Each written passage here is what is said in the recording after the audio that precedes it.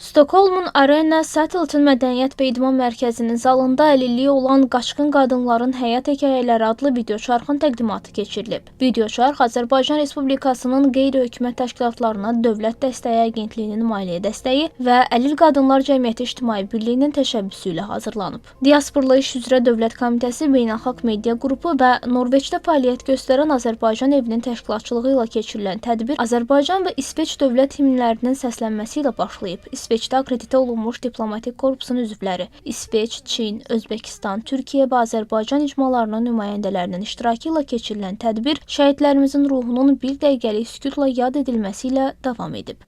Açılış nitqi ilə Diasporla İş üzrə Dövlət Komitəsinin Koordinasiya Şurasının İsveç üzrə nümayəndəsi Ayda Əmir Həşimi, Əlil Qadınlar Cəmiyyəti İctimai Birliyinin sədri Məhluqa Rəhimova, səfirliyin birinci katibi Əskər Nağıyev, həmçinin Beynəlxalq Media Qrupunun sədri, videoçarxın prodüseri və rejissoru Rəhim Sadıqbəyli çıxış ediblər. Çıxışdan sonra əlilliyi olan qaçqın qadınların həyat hekayələri adlı videoçarx ingilis və Azərbaycan dillərində tamaşaçılara təqdim olunub. Tədbirin sonunda Əlil Qadınlar Cəmiyyətinin bəyanatı səsləndirilib. Tədbir çərçivəsində iştirakçılara Azərbaycan mədəniyyətinin kulinari ənənələrini əks etdirən milli şirniyyatlar və isti içkilər təqdim olunub.